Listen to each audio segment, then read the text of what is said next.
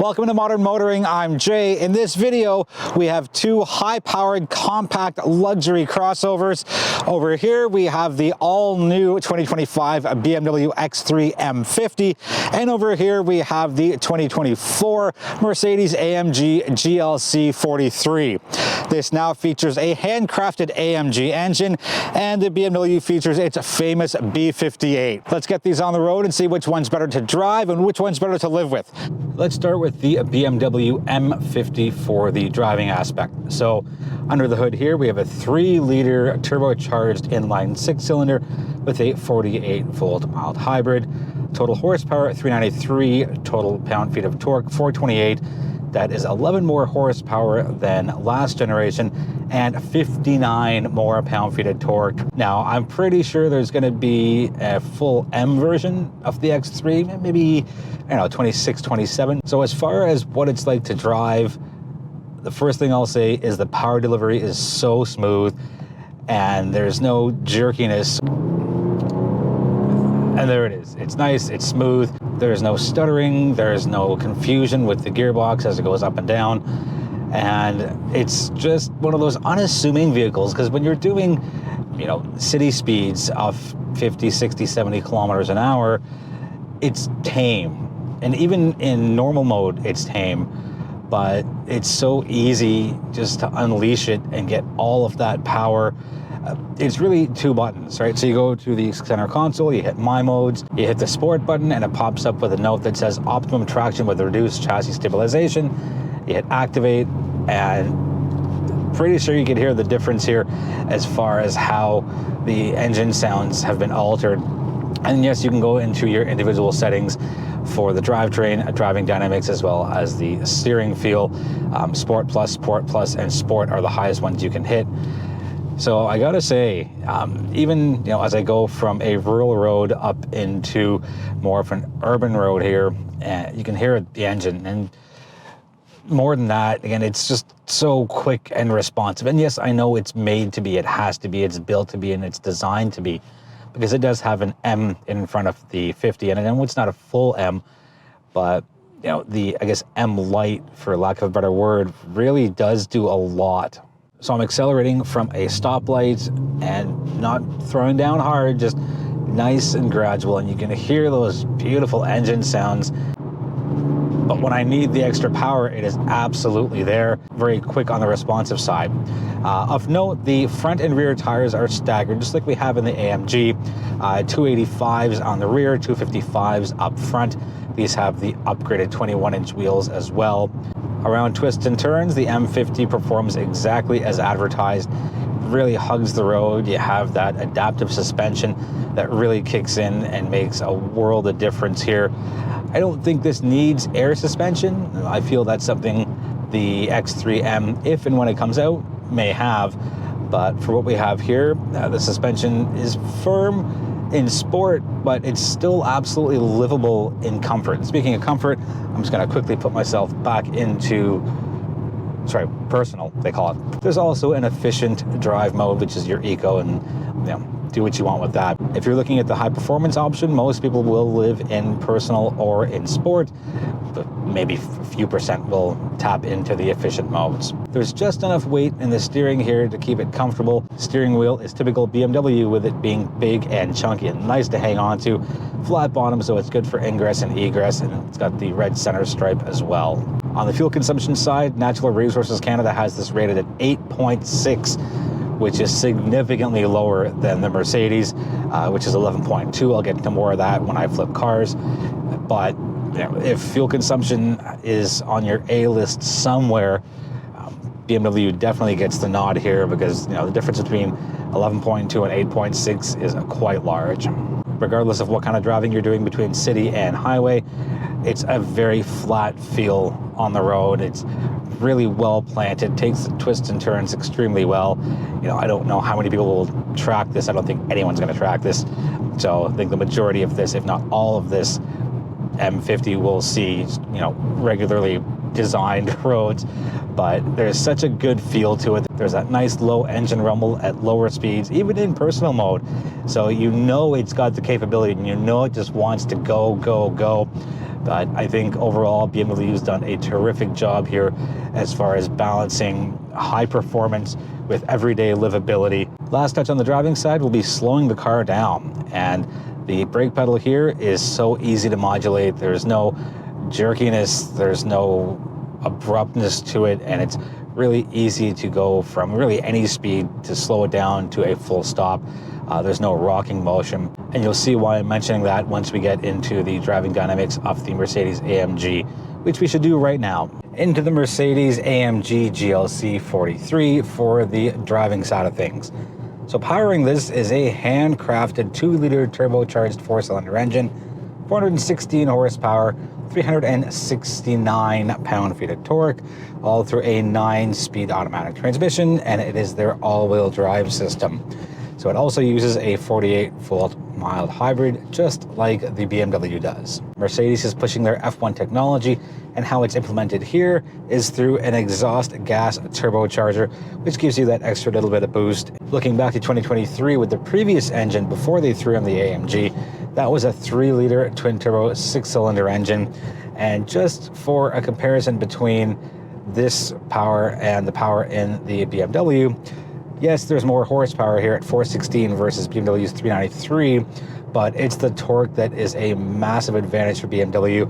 428 pound-feet versus 369 here. Onto the driving impressions, and it is very rough and abrasive in city conditions. It is nearly impossible to bring this to a complete stop without having a shudder or a stutter or just some feeling of unpleasantness. At higher speeds, this does extremely well. The ride quality is much smoother, and it's a true joy to drive, but it's the city conditions and lower speeds where it's just unpleasant to drive, and you feel every single bump. And I realized that, with a performance vehicle and it being worthy of an AMG badge, it's going to be a stiffer and firmer suspension.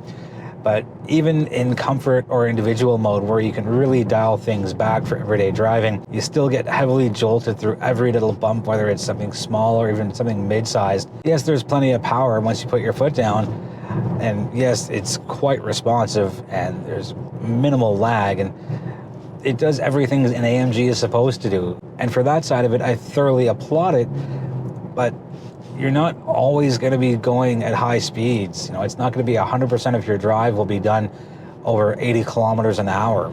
If by some chance, let's say, 80 to 90% of your driving is done at higher speeds, then this just might be the vehicle for you if you want something in this class with so much performance to it.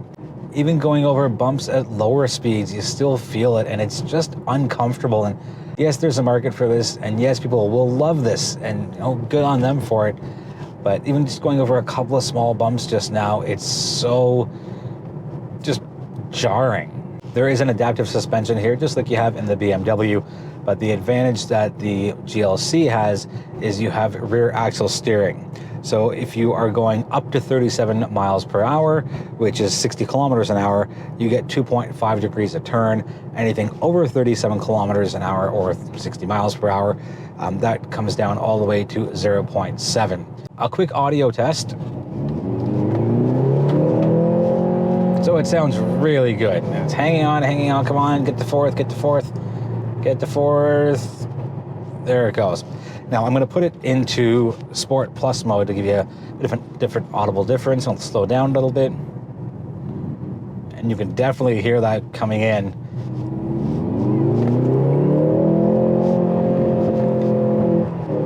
Oh, there it is. You hear the blurbles and the pops and the snaps, and that's good and all. And I think that the GLC sounds better than the BMW does, and BMW's sound is very low, and I'd said this in the BMW portion, it's very unassuming. You get that low growl that's constant.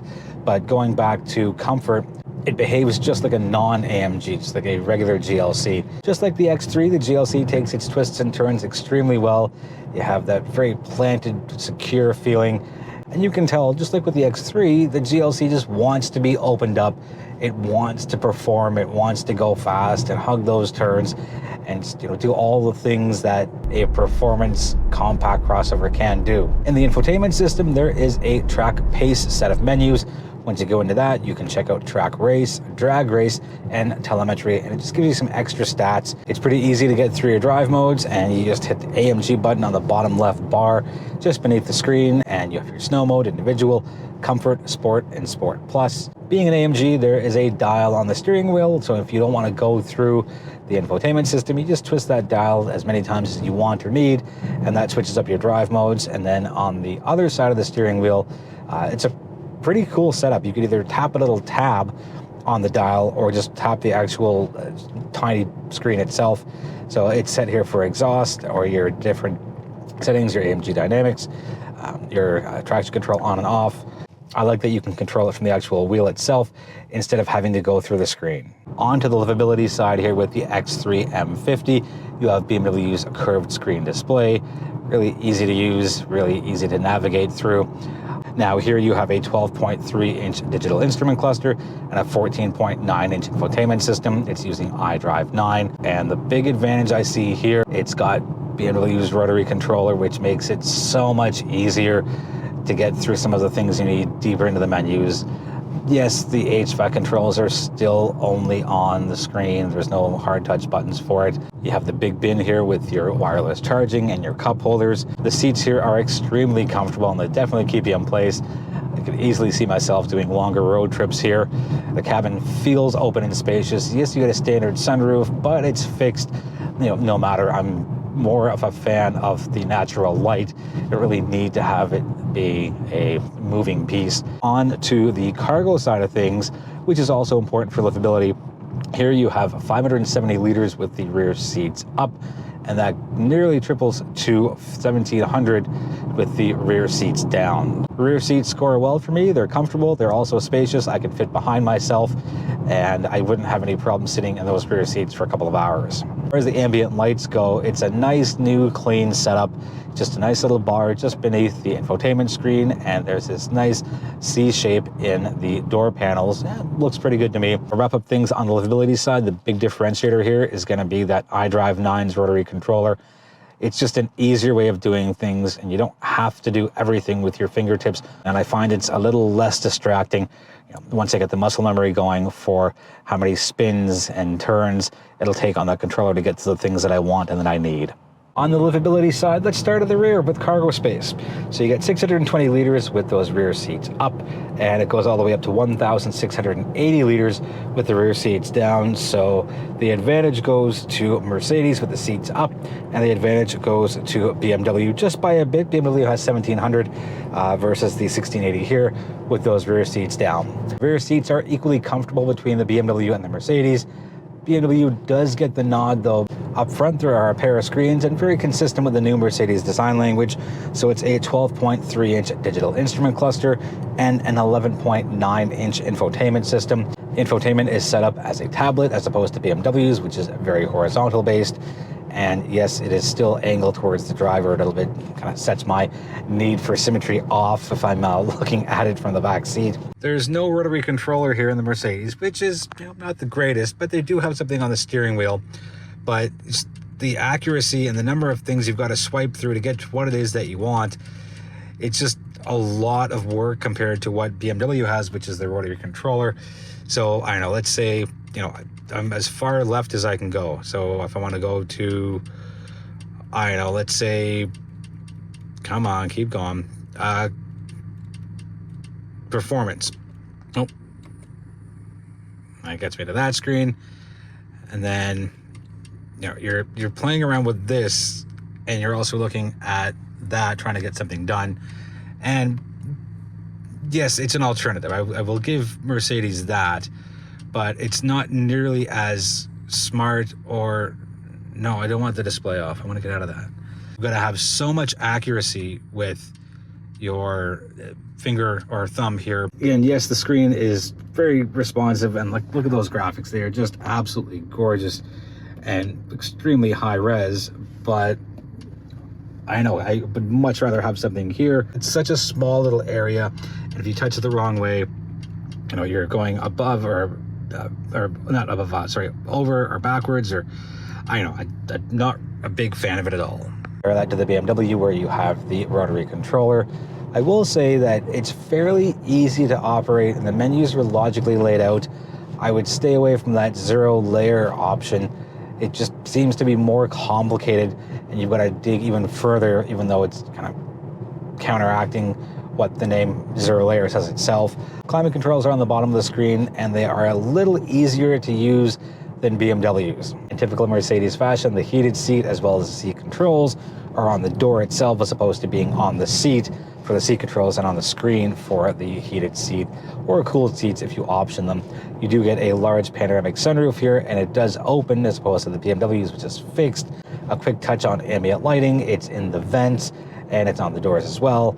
And I don't like one more than the other. I thought I would like the BMWs more, but it's just a bit of a different execution of how they've set it up. Onto the steering wheel, and it's not as thick as the BMWs, and it is dressed up in Alcantara. You don't have to option it that way. I would certainly not get it because sure, it looks good and feels good now, but as soon as this thing starts wearing in a couple of years, it's gonna look and feel just a little on the gross and grimy side. But here in the AMG with those 2 dials on the bottom portion for different drive modes and your other different controls, that gets a couple of extra points on my side in favor of the Mercedes. But what takes all of that away are these absolutely awful, terrible, and horrible controls as far as navigating the actual controls on the steering wheel itself. I don't know why they've done this. Sure, it looks cool and it looks very trendy and looks very modern, but you have to have pinpoint accuracy to find the exact screen you want. Just like the BMW, the Mercedes does have an open and airy feeling in the cabin. You don't feel closed in, and part of that is going to be the sunroof, which lets tons of light in, and maybe having the tan inserts in the seats and the door panels contribute a little bit to that, but I truly feel that even if the Mercedes interior was all black, it would still have that kind of open and airy feeling to it. Let's wrap up with fuel consumption and pricing. On the fuel consumption side, it's 8.6 liters per 100 kilometers for the BMW and a whopping 11.2 for the Mercedes. And I've gotten my figures from Natural Resources Canada. So a pretty big gap there. Now, I'm not sure how many people will actually have fuel consumption as a key priority in their buying decision on this specific type of vehicle. On to pricing, these are Canadian figures and they are the MSRPs only. $74,900 for the BMW, $79,900 for the Mercedes, being a $5,000 gap that separates them. Do I think it's worth the $5,000 more to get the Mercedes-AMG GLC 43 over the BMW X3 M50? I do not. I would much rather save the $5,000 and get an option or two or a package or two with the BMW. Yes, I know you're getting a handcrafted engine in the GLC 43 now, and yes, they have their F1 technology incorporated into this, but the ride quality, even with the adaptive suspension, even in comfort mode, it's too jarring, it's too abrasive, it's too harsh for me to enjoy it as a daily driver year-round. With a BMW, yes, you still have that firm suspension, but it is not nearly as intrusive as it is here. Well, I'm sure it'll come in handy. I don't mind giving up the rear axle steering. I'm fine with going a little slower and just being a little more precise with my angles and tighter parking spots. And the other big factor for me is the infotainment system. The MBUX system is good. Again, the graphics are wonderful and it's lightning fast, but having the option of the rotary controller with the X3 does it for me.